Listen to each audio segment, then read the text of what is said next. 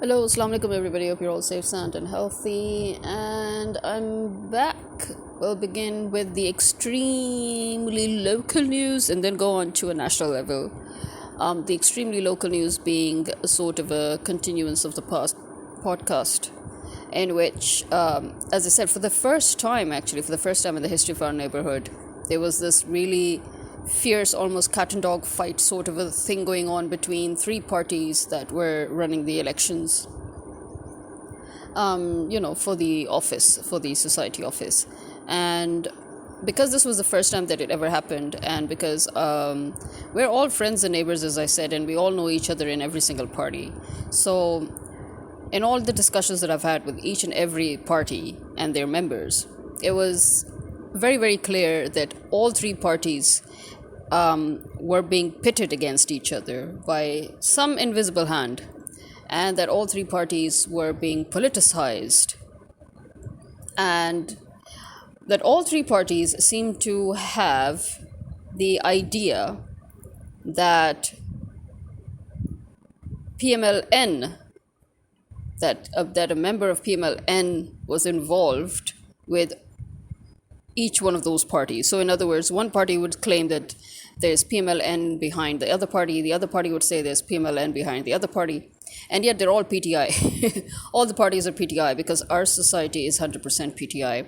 But yes, we have been, PMLN remnants have been forced into our society, yes, and they have previously tried to create situations, yes, but nobody ever bothered with them.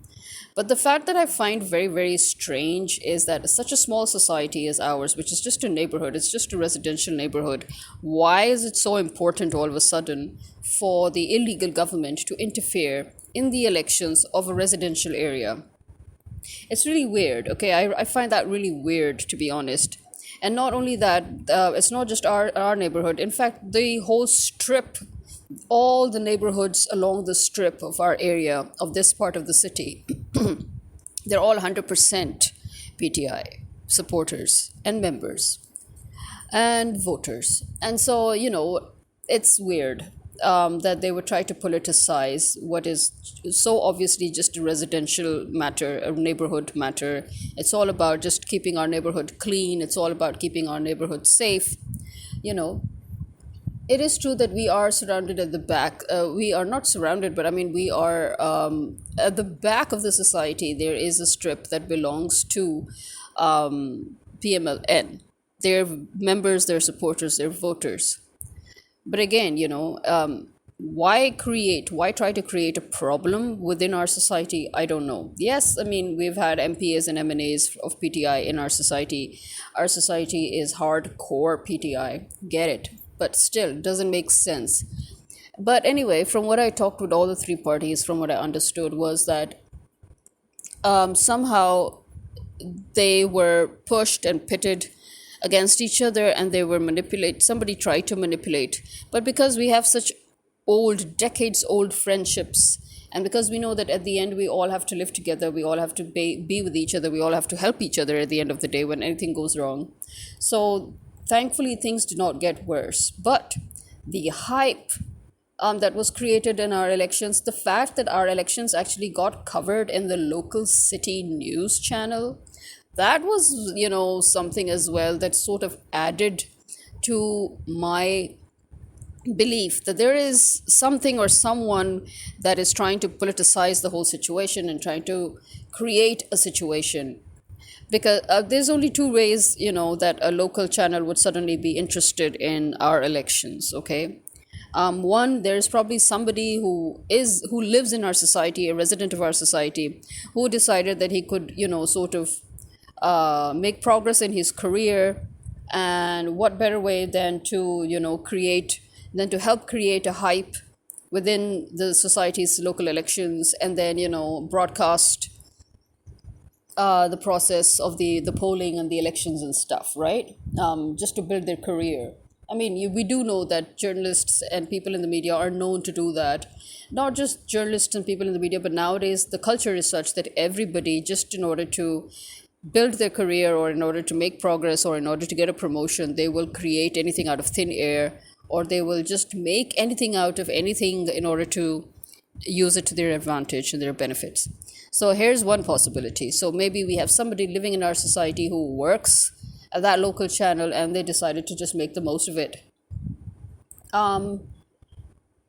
And the second idea is the same, that that invisible hand that has been pushing and pitting the three parties and creating a very nonsensical, very ridiculous, very politicized environment is the one who tried to put it on the news. And again, why, you know? I mean, I find it really amazing that suddenly they decided that our society is too dangerous on a political level and that they have to, you know, interfere in our society. We actually have had experiences of interference in our society by the illegal government, yes. They have threatened us, they have not issued licenses, they have closed down businesses of the residents of our society, just because they wouldn't give them bribes. You know, so all this has been going on for, you know, quite some time now.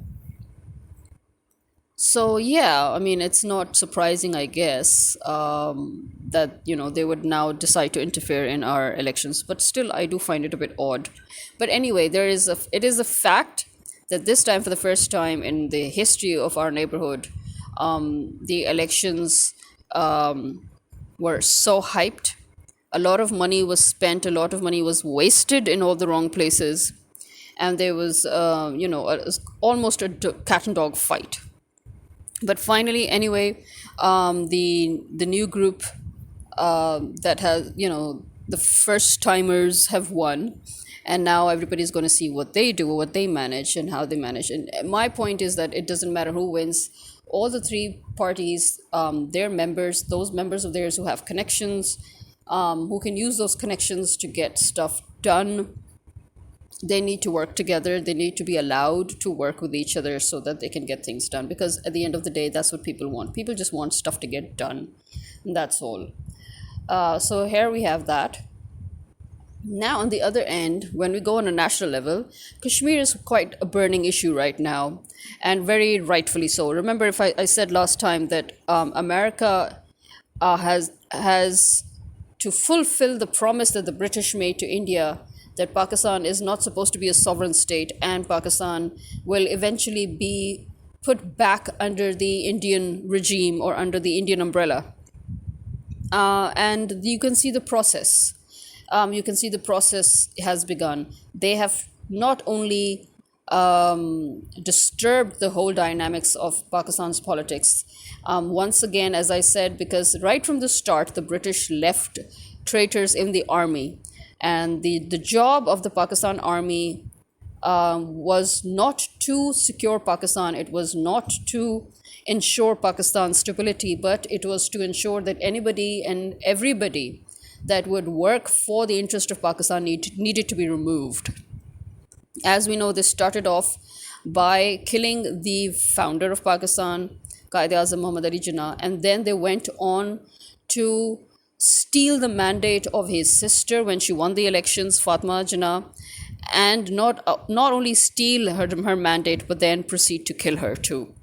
And then Liaquat Ali Khan was killed as well in a joint operation by the CIA and the Pakistan intelligence. As was Ziaul Haq. Ziaul Haq was killed because he had done his job. And as I said, hunting dogs, they get boiled, they get eaten up once the hunt is over. So the hunt was over, the dog was killed. Then we had Bhutto. They thought that Bhutto was their man, but the minute Bhutto turned against them and started working for the sovereignty of Pakistan, he too was killed.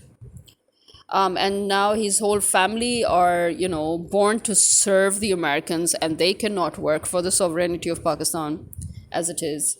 And Nawaz Sharif and his whole family are traitors anyway. Right from the start, they have always been traitors. They have always worked against Pakistan and Pakistan's interests. They have always worked very openly with India and with Britain and with America, as has Zardari. Zardari has very openly worked with America. He killed his own wife in order to get the presidentship. That was his deal with America. Okay, I'll remove her because Benazir Bhutto suddenly decided to go along the path of her father. She decided to no longer work with the secret club, the member of who she was. She decided to no longer work in the interests of America, but to actually focus on the interests of Pakistan, which went against America's policy, America's national interests. And so Zardari went up to them and said, okay, you know what, allow me to be president and I'll remove her out of your way. I'll get rid of her. And they made a deal, and Benazir was killed. And now the infestation of fifth columnists and traitors is to such an extent that the army once again has been mobilized. The army, as I've said, has always been headed by a traitor. When the British left, that was the gift that they gave to all their colonies. They instilled a traitor within the security force, because that is the way you can literally destroy a country. If the country does not have good security, if the people who are meant to secure a country fail to do so, anybody can breach. Pakistan has been breached time and again by India and by America simply because the dogs that we have, the security that we have, the security guards, the security dogs that we have are not ours.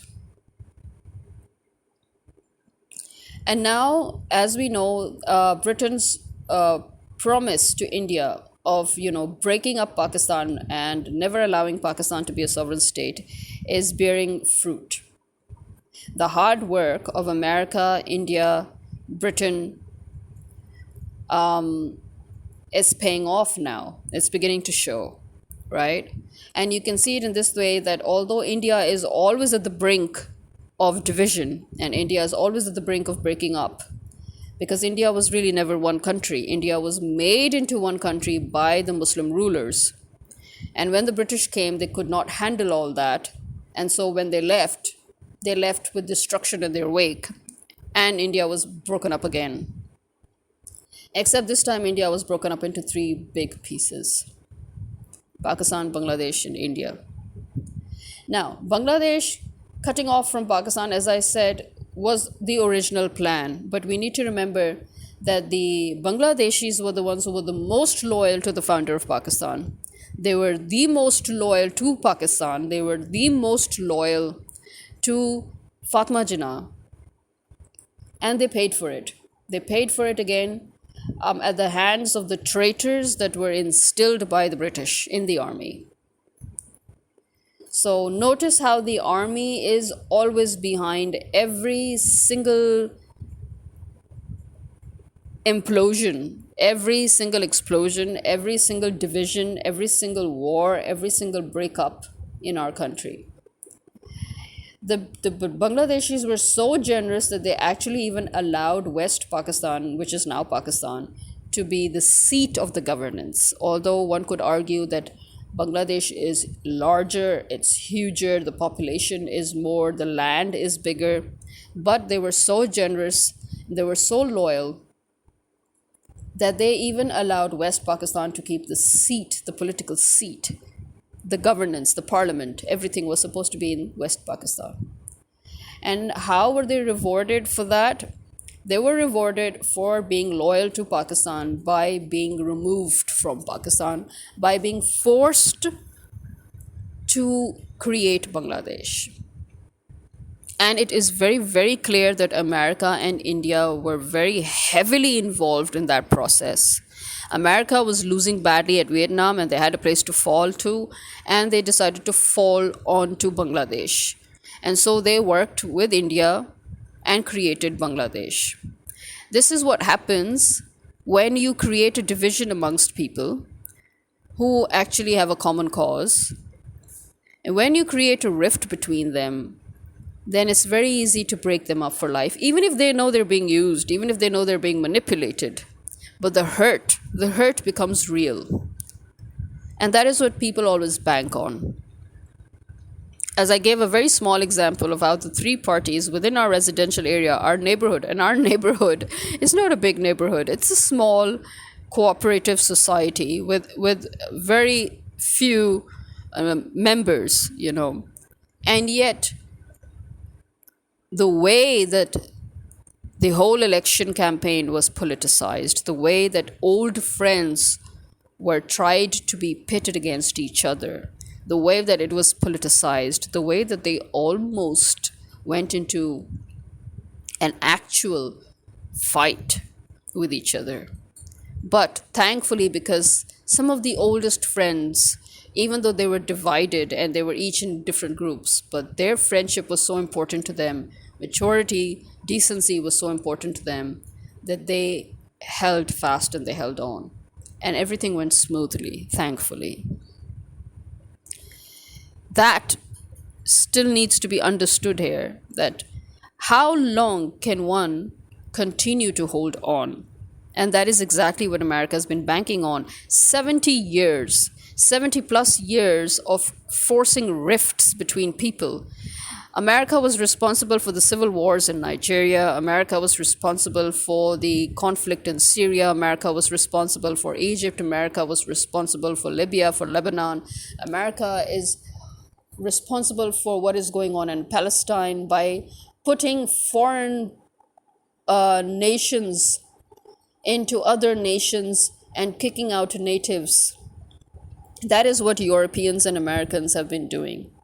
Like putting Jews that actually originally belonged to Europe into Palestinian land and then telling them that this is now your land. You can encroach upon that land. That is how these people work. That is what they do. The fact that the world is still just screaming blue murder but not doing anything physical to stop America and Europe is alarming. Alarming in the sense that it is expected, it's predicted, the hypocrisy is very obvious, but the alarm here is that it shows to what extent our civilization has rotted. And then you come back to Pakistan and you see the rot, the infestation, and you see the extent of it. That, again, as per promise to India, now they are trying to break off Azad Kashmir and trying to put it back into India, where occupied Kashmir is already fighting for its life. So that little part of Kashmir, that half of Kashmir that managed to gain freedom with the help of Pakistan, now that part is once again in danger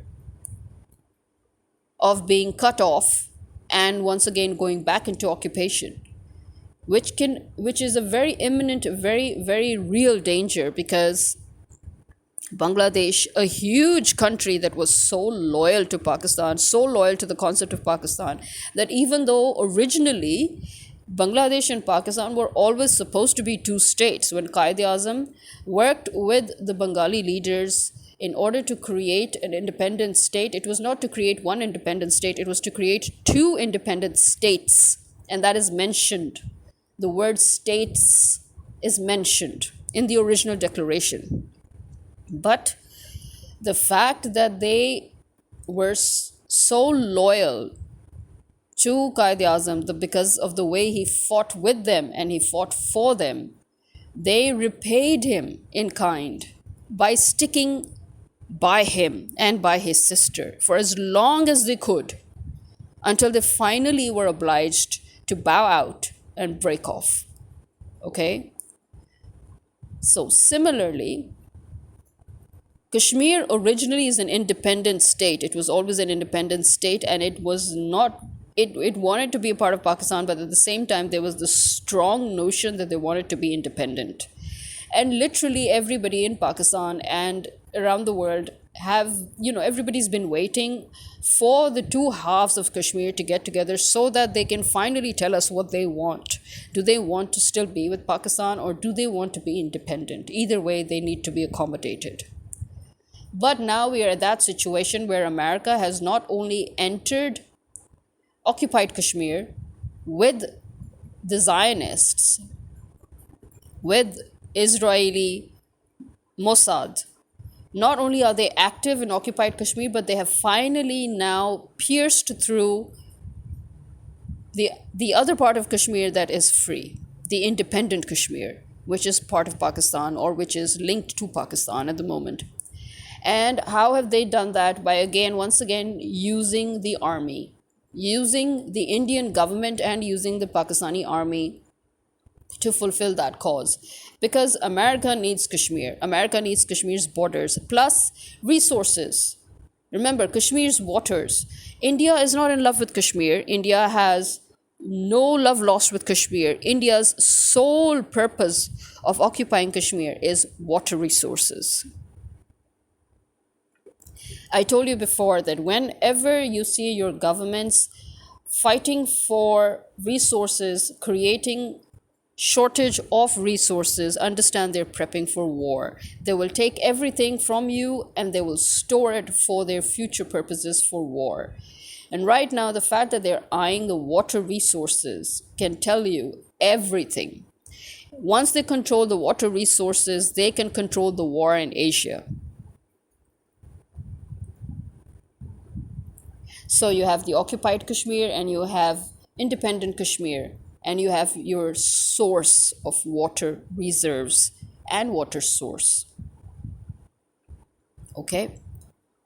So now they're trying to divide Kashmir again. They're trying to break Kashmir off from Pakistan and return it to India. And we can see that very clearly by the way the Indian media, especially the social media aspect, how active they are.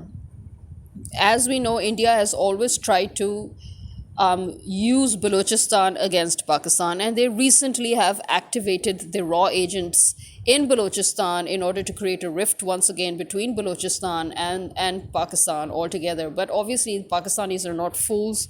We know who's behind it, and we will never ever go against the Balochi people. We are standing with them even now against the government. We will always do that. KPK is right now relatively safe. But I say relatively because even though PTI has managed to gain backhold in KPK, but it poses more danger for the government, for the illegal government, and for the army, which is why KPK now will always be a target. Then we have Gilgit-Baltistan. Gilgit-Baltistan's biggest problem with Pakistan was that Pakistan never officially accepted Gilgit-Baltistan as a part of Pakistan. And when we finally did it, and they were so happy that, finally they got a status of province in Pakistan. And now suddenly Pakistan is backtracking, to that part where, or that phase where now GB is probably regretting that it finally became officially the fifth province of Pakistan. So we have the whole northern area. I think this time, again, as I've said before, if any revolution manages to be successful in Pakistan in order to remove the American planted traitors and fifth columnists, that would be from the northern areas this time. It will not be from Punjab, it will not be from Sindh. It will be from the northern areas. The fact that they have been standing since day one against this government and they never backed down. And if anything, the intensity has become severe. The fact that you can see American hand through IMF, as I told you before, that IMF has told the government to finish subsidy on subsidized items. And which are our subsidized items? These are our staple food products like wheat. So if you finish subsidy and you force the people in the other areas of Pakistan that do not produce wheat to buy it at a huge price, and then you go and create a deliberate crisis amongst the farmers too, that you force them to settle an amount with you, the government, and then you don't buy from them. Instead, for more than that amount, you buy spoilt flour, spoilt, burnt out, rotted flour from abroad. You import that from some godforsaken country, while your own country has fresh harvested wheat, freshly milled flour.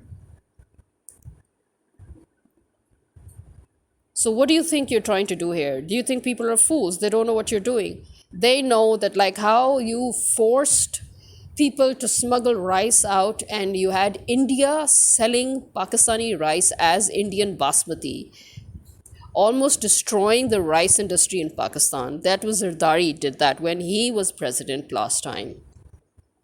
Now you want to do the same to the wheat harvest, to the wheat cultivation. You want people to stop growing wheat now. Basically, again, as I said, all these are signs of how the traitors are so desperately working so hard and so blatantly.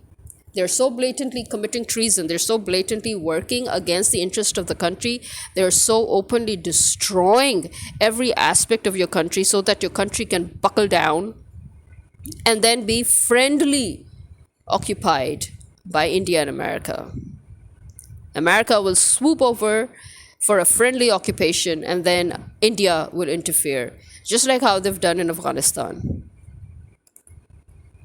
This is the future of Pakistan. If the people continue to sit in their homes and allow Imran Khan to rot in jail and allow these illegal American planted traitors to run things, they are here to break down Pakistan and return it to India, at the same time keeping it under American control. Because as I said, India is extremely stupid if India thinks it's a sovereign state. India is not a sovereign state either. It too is going to be under British American control. You need to think about this. And you need to stop sitting in your asses and on your haunches. You need to get up. Work with the people who are already fighting. If you really care about Pakistan. This is me signing out. Khuda Hafiz.